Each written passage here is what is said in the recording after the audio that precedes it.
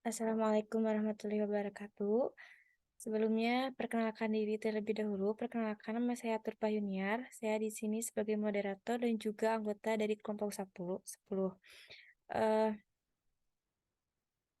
yang berjudul Koefisien Penol. Di sini nama anggota, yang pertama saya sendiri, Turpa Yuniar. Terus ada Silvi, Jesa, Sheila, dan Sofia Tunisa.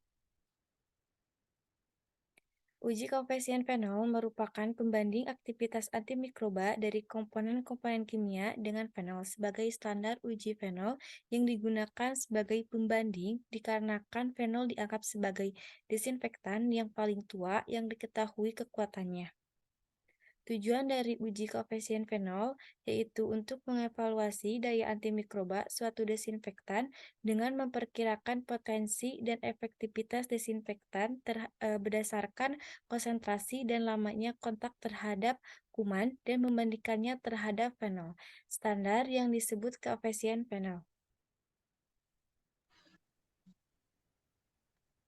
Prinsip dari koefisien penol memiliki prinsip dengan cara nilai koefisien penol yang hasilnya dibagi dari faktor pengenceran tertinggi baku dengan masing-masing dapat membunuh bakteri uji dalam jangka waktu 10 menit, tetapi tidak membunuh dalam jangka waktu 5 menit. Dengan prinsip membandingkan daya bunuh suatu disinfektan dengan daya bunuh dari baku penol terhadap bakteri uji yang sama pada kondisi yang sama.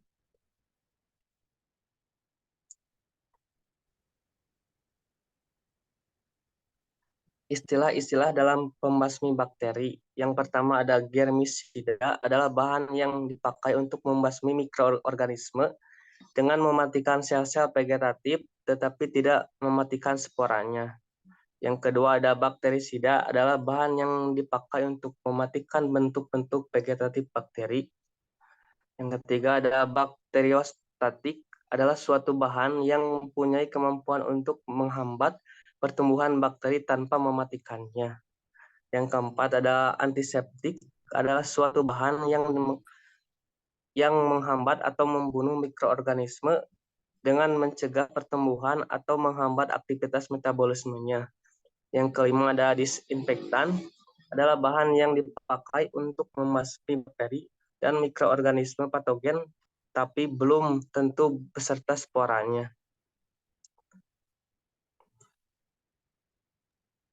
Nah, untuk definisi desinfektan itu sendiri merupakan bahan kimia yang digunakan untuk menghilangkan, mencegah, atau menghambat terjadinya infeksi dengan membunuh mikroorganisme seperti protozoa, fungi, bakteri, dan virus, terutama pada benda mati. Untuk golongan desinfektan itu sebenarnya banyak, namun saya fokuskan pada fenol dan turunannya. Contohnya itu tentu saja fenol itu sendiri, kresol, eksilresolsinol, heksakloropen. Kemudian untuk antiseptik merupakan bahan kimia yang berfungsi untuk menghilangkan, mencegah, atau menghambat mikroorganisme penyebab penyakit. Bisa digunakan di jaringan tubuh tanpa merusak jaringan sehat di sekitarnya. Untuk turunan fenolterhalogenasi sendiri itu contohnya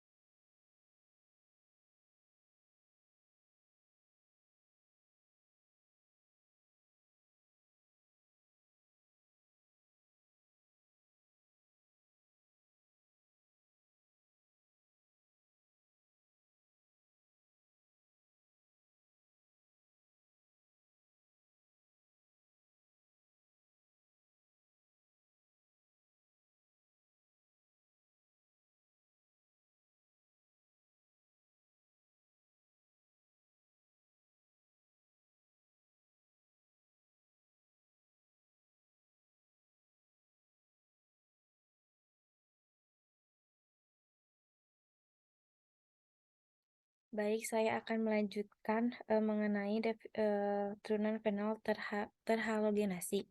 Contoh dari turunan fenol terhalogenasi yaitu klorokresol, kloroksilenol, klorofen, dan triklosan. Perbedaannya yaitu kegunaan ini membedakan aktivitas dari disinfektan. Jika antiseptik digunakan untuk jaringan tubuh, disinfektan dimanfaatkan untuk membasmi kuman di benda mati. Jenis dari bakteri uji yaitu ada Escherichia coli, Staphylococcus aureus, dan Salmonella typhi.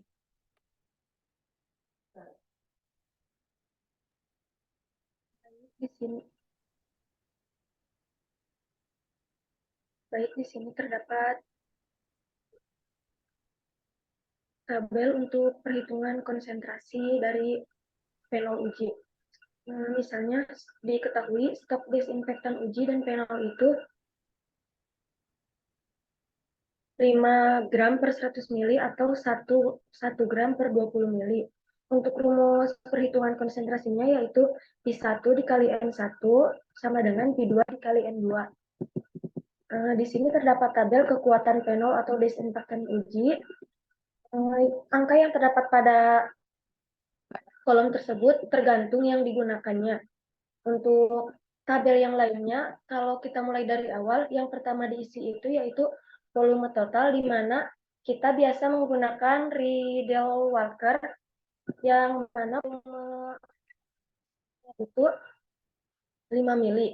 Kemudian kita hitung menggunakan Pi1 dikali N1 sama dengan Pi2 dikali N2 untuk mengisi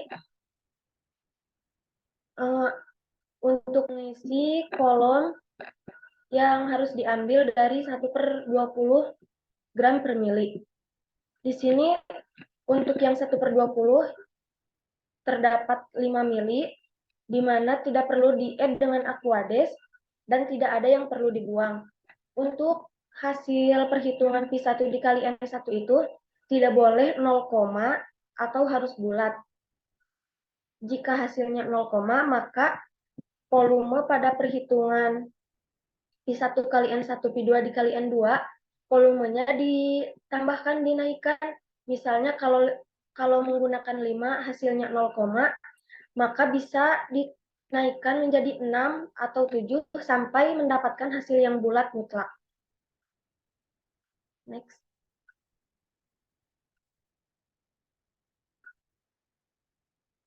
Untuk bagan kerja ini, pertama kita sediakan suspensi kuman, kemudian sediakan 6 tabung reaksi, di mana masing-masing tabung diisi dengan 5 mili fenol. Kemudian ditambahkan dengan 0,2 mili suspensi kuman, pertama ke tabung A, setelah ditambahkan dengan suspensi kuman sebanyak 0,2 mili, tunggu sampai 30 detik, baru bisa kemudian dilanjutkan ke tabung reaksi B untuk ditambahkan 0,2 mili suspensi kuman sampai tabung terakhir, ditunggu setiap tabung 30 detik. Kemudian untuk membuat pengencerannya, tabung yang lainnya sediakan, misalkan dari tabung A sediakan 6 tabung, kemudian diisi dengan 5 mili fenol atau disinfektan uji. Untuk kumannya yaitu diambil dari larutan induk dengan menggunakan ose sebanyak 1 ose, dan dari setiap tabung ke tabung selanjutnya itu ditunggu selama 30 detik. Untuk barisan yang pertama ini, yang paling atas disebut dengan fase 2,5 menit, kemudian yang selanjutnya itu 5 menit, di mana 2,5 menit ini jumlah dari penungguan 30 detik dari tabung A sampai tabung F. Next. Hasil pengamatan yang didapatkan dari disinfektan uji ini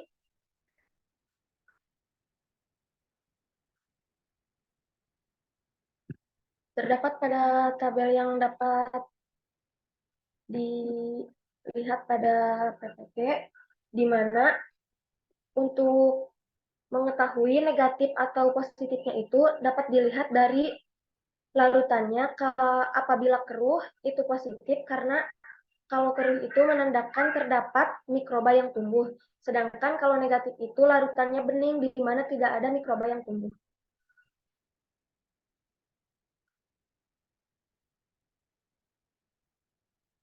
Next. Untuk pada fenol uji ini juga sama seperti pada disinfektan uji, dapat dilihat dari larutan yang telah diujikan, di mana kalau positif itu larutannya berubah menjadi keruh karena adanya mikroba yang tumbuh, sedangkan kalau negatif itu bening, di mana menandakan tidak ada bakteri yang tumbuh pada larutan tersebut.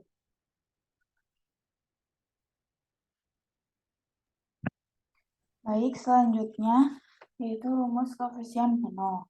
Dengan keterangan A. Konsentrasi fenol secepat membunuh, B. Konsentrasi desinfektan secepat membunuh, C. Konsentrasi fenol terlama membunuh, dan D. Konsentrasi desinfektan terlama membunuh. Itu tinggal dimasuk-masukinnya dari tabel yang sebelumnya. Nah, yang A kan konsentrasi fenol membunuh. Dilihat dari tabel fenol uji yang cepat membunuh itu ada di bagian yang 1/20. Lalu yang B konsentrasi desinfektan cepat membunuh. Dilihat di bagian tabel yang desinfektan uji yang cepat membunuh itu sama di bagian 1/20. Lalu yang C konsentrasi fenol terlama membunuh. Dilihat di tabel yang fenol uji yang terlama membunuh itu ada di bagian 1/60. Lalu yang D, konsentrasi desinfektan terlama membunuh. Lihat di tabel yang desinfektan yang lama membunuh itu ada di bagian 1/70. Lalu setelah dimasukin, dijumlahkan dan dibagi 2, dan didapatkan hasil, yaitu kekuatan desinfektannya 1,07 kali fenol. Nah, kan ini tuh kalau misalkan kurang dari 1 itu kurang efektif, dan lebih dari 1 itu dapat disimpulkan kekuatan sampel desinfektan uji lebih efektif dibandingkan fenol.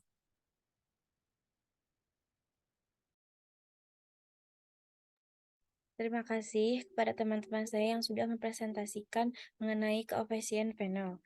Mohon maaf apabila ada kesalahan ataupun kekurangannya. Terima kasih. Wassalamualaikum warahmatullahi wabarakatuh.